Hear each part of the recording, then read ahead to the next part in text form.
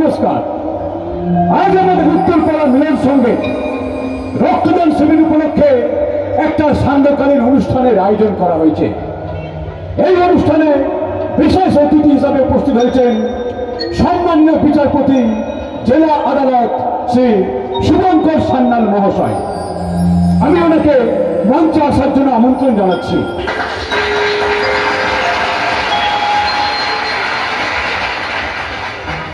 আমাদের ওসি সাহেবকে অনুরোধ করব ওনার হাতে পুষ্পস্তবক তুলে দেওয়ার জন্য এবং সেই সঙ্গে উত্তরীয় পরিয়ে বরণ করে নেওয়ার জন্য।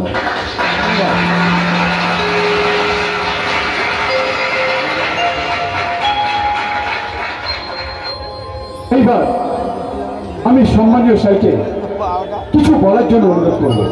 আসুন স্যার। নমস্কার, শুভ সন্ধ্যা। রক্তদান শিবির উপলক্ষে সান্ধ্যকালীন অনুষ্ঠানে আমাকে কিছু বলতে বলা হয়েছে। সারাদিন আদালতে অনেক কথাই বলতে হয়, তাই এখানে আর বিশেষ কিছু বলছি না। শুনলাম এখানে এক সঙ্গীত অনুষ্ঠানের আয়োজন করা হয়েছে, তাই সোজাসুজি সঙ্গীত অনুষ্ঠান শুরু করার জন্য আমি অনুরোধ জানাচ্ছি। নমস্কার, থ্যাংক ইউ। আসুন স্যার, আসুন, মঞ্চের সামনের আসন গ্রহণ করবেন। Thank you, thank you, thank you. এইবার এই শুভ সন্ধিক্ষণে সঙ্গীত পরিবেশন করতে মঞ্চে আসছেন সুকণ্ঠের অধিকারিণী, আমাদের এলাকার গর্ব, আমাদের ঘরের মেয়ে বিজয়।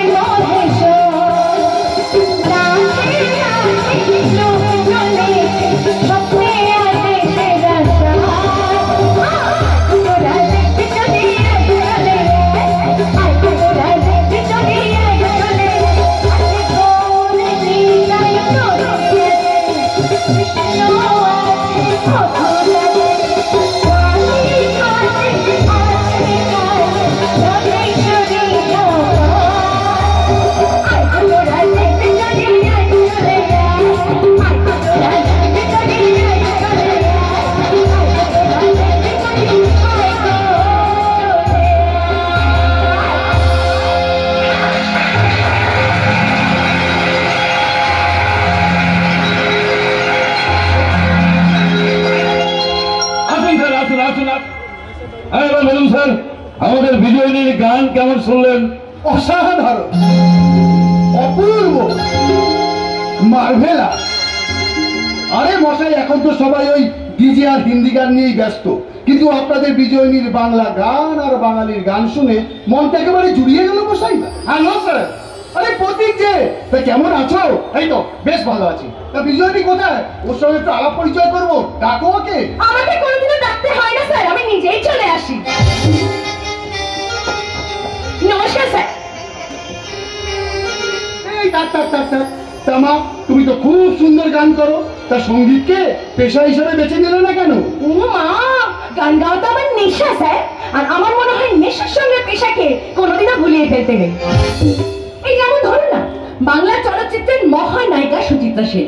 শুনেছি ওনার নাকি রান্না করার খুব নেশা ছিল, মানে রান্না করতে উনি খুব ভালোবাসতেন। কিন্তু আপনি ভেবে দেখুন স্যার, উনি যদি অভিনয়কে পেশা হিসেবে বেছে না নিতেন, তাহলে কি আমরা কালজয়ী সিনেমা সপ্তপদীর সাক্ষী হতে পারতাম? বিজয়নী? হ্যাঁ স্যার, মাইকেল মধুসূদন দত্ত। শুনেছি ওনার নাকি মদ্যপানের বড্ড নেশা ছিল। কিন্তু আপনি ভেবে দেখুন স্যার, উনি যদি কলম হাতে না ধরতেন, তাহলে কি আমরা কালজয়ী সাহিত্য মেঘনাথ বধ কাব্যের সাক্ষী থাকতে পারতাম? বিজয়নী? হ্যাঁ স্যার, হ্যাঁ। তারপর ডক্টর সর্বপল্লী রাধাকৃষ্ণন। শুনেছি উনি নাকি গল্পের বই পড়তে খুব ভালোবাসতেন, মানে গল্পের বই পড়াই ছিল ওনার কাছে নেশা। কিন্তু আপনি বলুন স্যার, উনি যদি শিক্ষকতাকে পেশা হিসেবে বেছে না নিতেন, তাহলে কি আমরা মহান শিক্ষক দিবসের সাক্ষী হতে পারতাম? বাহ বাহ বাহ বাহ! তুমি শুধু ভালো গান গাও তাই নয়, তুমি কিন্তু খুব ভালো কথাও বলতে পারো দেখছি। ও অনেক গর্ব স্যার। আজ ওর হাত ধরেই তো এই এলাকার প্রত্যেকটা মানুষের মধ্যে একতা ফিরে এসেছে। তাই নাকি? আরে না স্যার, তেমন কিছু না। আসলে আমাদের বাঙালিদের ওই একতাটাই তো ছিল। কিন্তু বিজ্ঞান যত এগোচ্ছে, বাঙালির সঙ্গে বাঙালির একতা ততই কমছে। ক্রমশ মানুষের সঙ্গে মানুষের দূরত্ব তৈরি হয়ে যাচ্ছে, ভালোবাসার তলানিতে এসে ঠেকছে, এমনকি হারিয়ে যাচ্ছে সংস্কৃতি সভ্যতা। আর সেই জন্য দেখুন না স্যার, মোবাইলে এখন হোয়াটসঅ্যাপ মেসেজ ঢুকছে, তার বদলে হারিয়ে যাচ্ছে সেই সবুজ ইংল্যান্ড খামে লেখা বিজয়ার চিঠি। এলইডি টেলিভিশন এসেছে, তাই হারিয়ে গেছে রেডিওতে কান পেতে ইস্ট বেঙ্গল মোহনবাগানের ফুটবল ম্যাচের ধারা বিবরণী শোনা। গ্রামের সহজ সরল মেঠো পথ ধরে ঢুকে গেছে গরল রাজনীতি, আর তাই তো আজ হারিয়ে যেতে বসেছে চণ্ডীমণ্ডপ আটচালাগুলো। কিন্তু আপনি ভেবে দেখুন স্যার, লক্ষ্মী পুজোর 2-3 দিন আগে থেকে আগেকার দিনে মা ঠাকুমারা নিজের হাতে নারকেল করাতেন। সেই নারকেল নাড়ুর কি স্বাদ, কি গন্ধ! সেই নারকেল নাড়ু এখন বাজারে কিনতে পাওয়া যায়, এমনকি গঙ্গা জল তাও বোতলে পুড়ে বিক্রি হচ্ছে। তারপর সেক্টর 5-এ চাকরি করা মডার্ন মেয়েরা বাচ্চা হওয়ার পর বুকের দুধ দেবে না। না না না স্যার, লজ্জা পাবেন না স্যার, লজ্জা পাবেন না। তারা মনে করে বাচ্চাকে দুধ দিলে তাদের সুন্দর বিকারগুলি নষ্ট হয়ে যায়। কিন্তু আপনি বলুন স্যার, দিনের কৌটোর দুধে কি সবটা মেলে? আরে বাবা, মায়ের বুকের দুধে যে আন্তরিকতা, মমতা, স্নেহ আছে, দিনের কৌটোর দুধে তা আপনি পাবেন না স্যার। না না না না না, কিছুতেই পাবেন না স্যার। বিজয়নী? আমি শুধু চাইছি সেই সভ্যতাটাকে আবার ফিরিয়ে আনতে, মানুষগুলোকে একতা দিয়ে বেঁধে রাখতে, ভালোবাসা দিয়ে মানুষগুলোকে বুকের মধ্যে আগলে রাখতে। সত্যি সত্যি বিজয়নী, সত্যি। আমি তোমাকে যতই দেখছি ততই অবাক হয়ে যাচ্ছি। আসলে কি জানো তো, এখন চারিদিকটায় লোভ, লালসা, হিংসাটা ছেড়ে দিয়েছে। তাই তো আজকের দিনে তোমার মতো মানুষের খুব প্রয়োজন। জানো জানো, আদালতে যখন ওই উঁচু চেয়ারতে আমি বসি, তখন ওখানে বসে অনেক সময় আমি বুঝতে পারি কে দোষী আর কে নির্দোষ। কিন্তু আমার এই হাত কিন্তু আইনের শিকলে বাঁধা, আর আইন শুধু প্রমাণ চায়। তাই তো কিছু উকিলের মিথ্যে সাক্ষীর ভিত্তিতে দোষী ও বেকসুর খালাস হয়ে যায়। আমার মুখের ভিতরে খুব যন্ত্রণা হয়, তবু আমি কিছু করতে পারি না। তবু স্যার, আজকালকার মানুষ এখনো তো আদালতের বিচারের উপর ভরসা রাখে। এখনো যখন দু ভাইয়ের মধ্যে সম্পত্তি নিয়ে বিবাদ বাঁধে, তারা একে অপরকে বলে আদালতে দেখে নেব। ঠিক বলেছ, আমিও চাই আসল অপরাধীরা সাজা পাক। এনিওয়ে, আজ চলি। তোমার সঙ্গে আলাপ পরিচয় আমার বেশ লাগলো।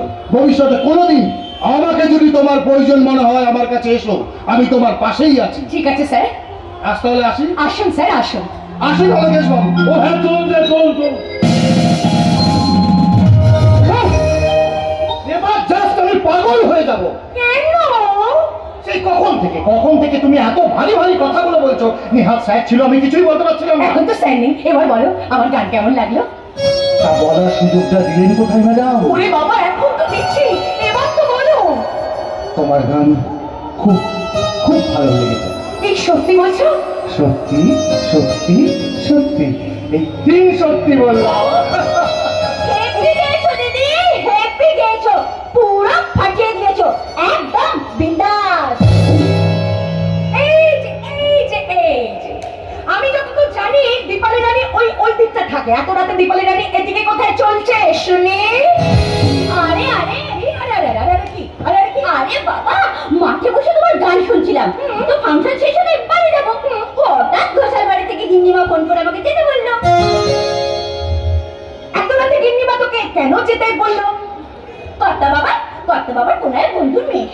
রজত দাদা বাবুর বিয়ে হবার কথা, তো সেই বন্ধু আজ বাড়িতে এসেছিল, তাই গিন্নিমা ভালো মন্দ রান্না করেছে। আমাকে ফোন করে বললো আমি যেন গিয়ে আমার আর মায়ের খাবারটা নিয়ে আসি। গিন্নিমা তো আমায় খুব ভালোবাসে, তাই যাচ্ছি সেই খাবার আনতে। বেশ করছিস, কিন্তু অনেকটা রাত হয়ে গেছে দীপালি, খাবার নিয়ে সাবধানে বাড়ি ফিরবি, কেমন? আচ্ছা আসি। আরে আসি বাবু দাদা। হ্যাঁ যাও, সাবধানে যাও। তা কি ম্যাডাম, এখন কি করবেন ভাবছেন? বাড়ি যাবেন তো? না না, তাহলে কোথায় যাবেন? তোমায় নিয়ে হারিয়ে যাব। তা তো বুঝলাম, কিন্তু কোথায়? ওই যে ঠাকুমার ঝুলি থেকে বেরিয়ে আসা কোন একটা রূপকথার দেশ। এত রাতে? রাতেই তো চাঁদের পাহাড় দেখা যায় রাজকুমার। তাহলে আমার পক্ষীরাজের ওপরে চেপে বসো রাজকুমারী, আর তোমাকে নিয়ে যাবো ওই দূরের চাঁদের পাহাড়ে। আর ওই চাঁদের পাহাড়ে ব্যঙ্গমি থাকবে, যারা আমাদের দুজনের ভালোবাসার এই গল্পগুলো শুনবে। হ্যাঁ, আর চারিদিকে নানান রঙের গোলাপ ফুল ফুটে থাকবে। আর সেই নানান রঙের গোলাপ ফুলগুলো বসন্তের হাওয়ায় মাথা দোলাতে আমাদের দুজনকে স্বাগত জানাবে। আর ওই চাঁদের পাহাড়ের পাশে থাকবে একটা চরকা কাটা বুড়ির ঘর। আর ওই চরকা কাটা বুড়ি তোমার আমার দুজনের ভালোবাসা দেখে খিলখিল করে হেসে উঠবে। হ্যাঁ, আর তোমার হাসির শব্দে মিশে যাবে নানান রাগরাগিনী তোমায় নিয়ে গান। নানান রাগরাগিনীর আমায় নিয়ে গান? আচ্ছা সেটা কেমন গান শুনি? মন বলো, বসন্ত বলো, তোমার জন্য সবই, বেহাগ বলো, বাহার বলো, ভৈরবী বা পূরবী।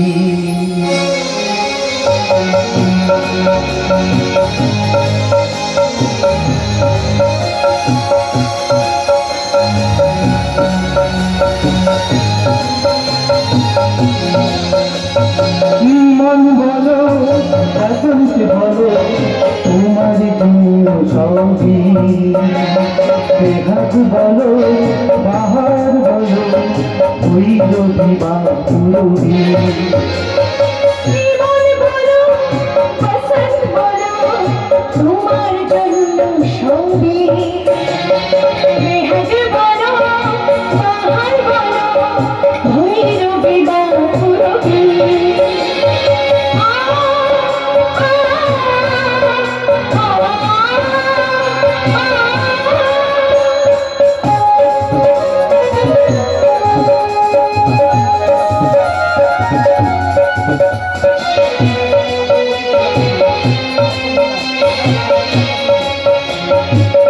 আমার জয় জয়, তোমারই তো জয়, একই রাগে রাগে